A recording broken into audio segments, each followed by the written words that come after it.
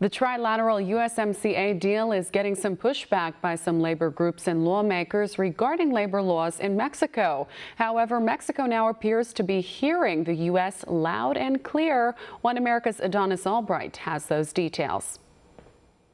The way could now be clear for the House to bring the USMCA to the floor for a vote. Democrats had been demanding Mexico enforce labor rights for its workers. And on Monday, Mexico's Senate voted to do just that.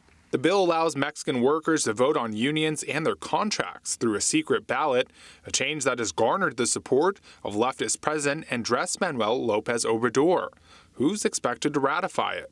The trade agreement still needs to be ratified by all three countries, but it's unclear when that will happen. Democrats' demands come after the International Trade Commission released its assessment of the USMCA, showing the deal would add more than $68 billion to the U.S. economy every year, and in turn create a surge of new jobs. But it also focused part of its study on the enforcement of labor rules and found that it has the potential to increase Mexico union wages by a little over 17% if those rules are enforced. White House economic advisor Kevin Hassett spoke on the benefits of the USMCA deal earlier this month, calling on Speaker Pelosi to bring it to the floor for a vote. There's broad bipartisan support for economic policies that help blue-collar workers, help manufacturing, make the economy stronger, create 176,000 jobs by the ITC's own numbers. And so I think just as we saw with prison reform last year, that this is going to be one of those things that is a chance for a real reasonable bipartisan moment to get something done for America. However, some reports point out that lawmakers typically tend to shy away from voting on trade deals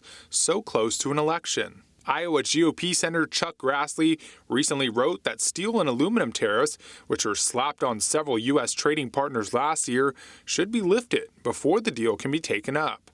Although he praises President Trump's actions against China, he adds there's no appetite to debate the deal in Congress with those tariffs in place. President Trump has slammed China and other countries for what he calls unfair trade deals, something he's been spearheading since hitting the campaign trail. And Prime Minister Abiy, we're negotiating trade deals because every country has been ripping us off for years.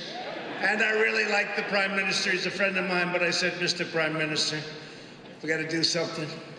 For so many decades, we've been losing tens of billions of dollars to China and Japan and India and name any country. And we lost $68 billion in trade losses over the last 4 or 5 years, a year. So we're renegotiating.